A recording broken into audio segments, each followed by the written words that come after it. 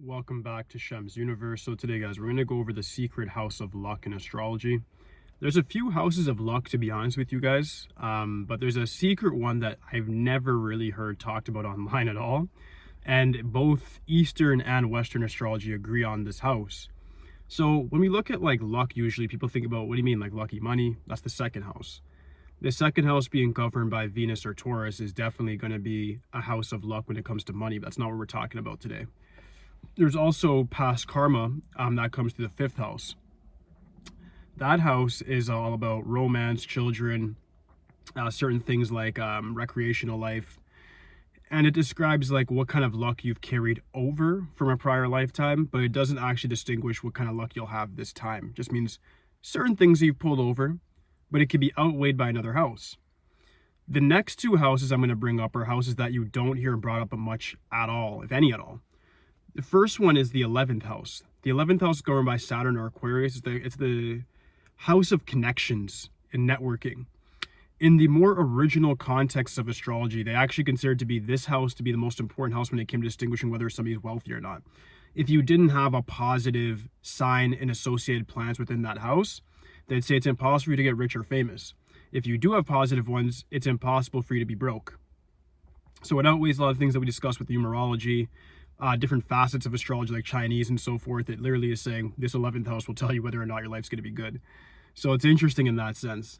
But the biggest determining factor when it comes to your luck is actually the 9th house, the house of Jupiter, which is considered luck. So what you have to understand is that whatever you do and it's associated with your 9th house, you'll find it easier to do. So what do you mean by that, Shem? What I mean by that is this.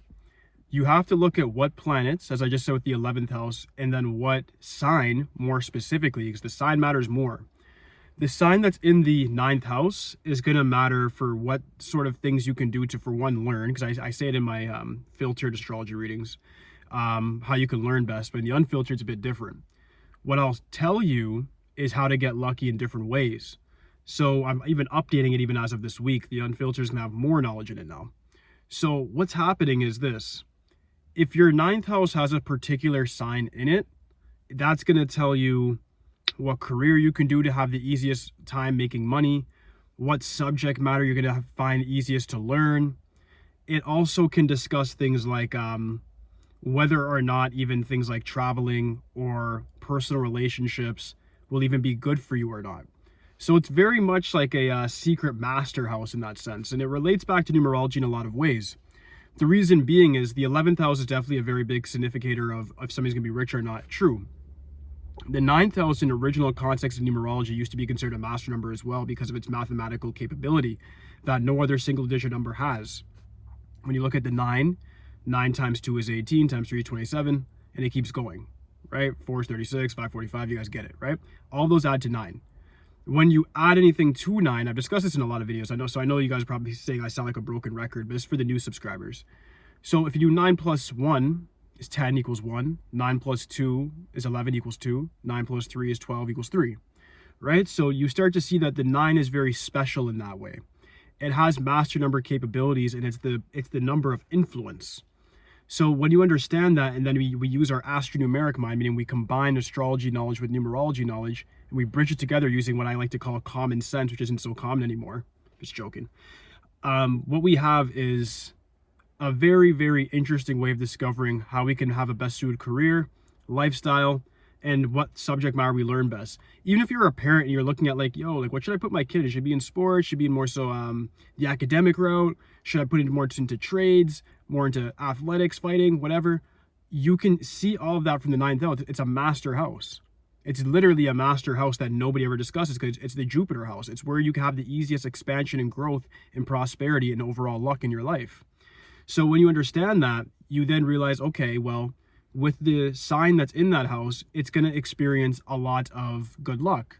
If somebody per se, like, I'll use a couple examples because you have to get a reading to get this explanation. Like, don't just DM me or put a comment below like, oh, I have Aries here, so what do I do? I'll give you Aries guys an answer though.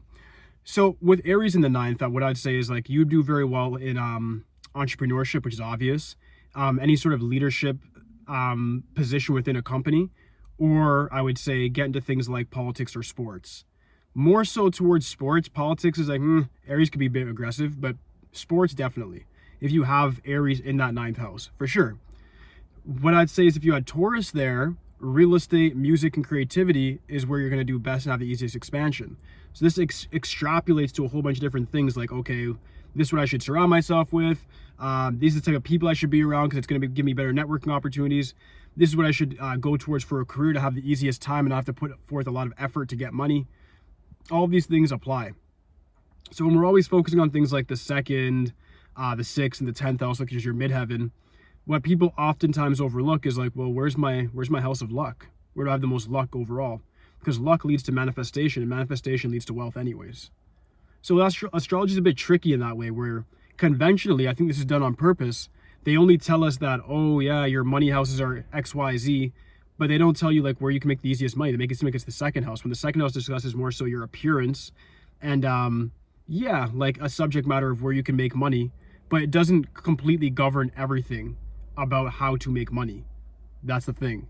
So you have to understand that and realize that your 9th house will actually, if the 2nd house stuff doesn't apply to you, your 9th house will give you more answers in that respect to how to make money best, how to make money easiest, and what sort of subjects to focus on overall, even in academia. So like this is more a video for like parents as well. If you have a kid right now that's young, what I'd say is definitely you should know your kid's time of birth so you can see what their chart's looking like for free. Or you could use me, whatever, online, and then see what sign is in the 9th house.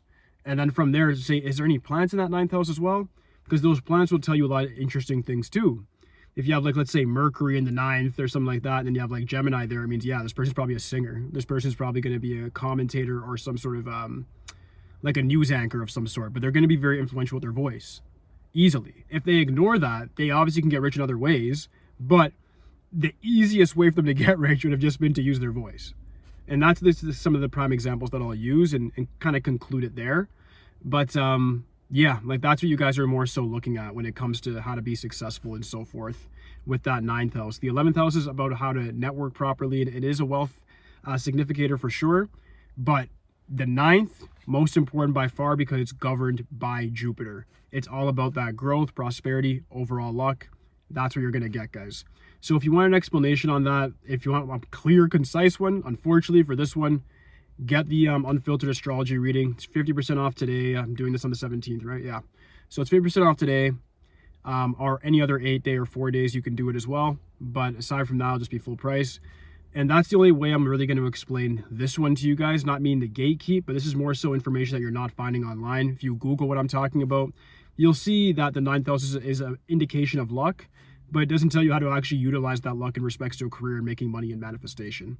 That's where somebody like me comes in, looks at your numerology, looks at your astrology, ties it together, and gives you the answer. So yeah, thank you guys so much for watching today. If you have any questions for me, just leave it in the comment section. Aside from that, like, subscribe. Holidays for today, guys. Peace.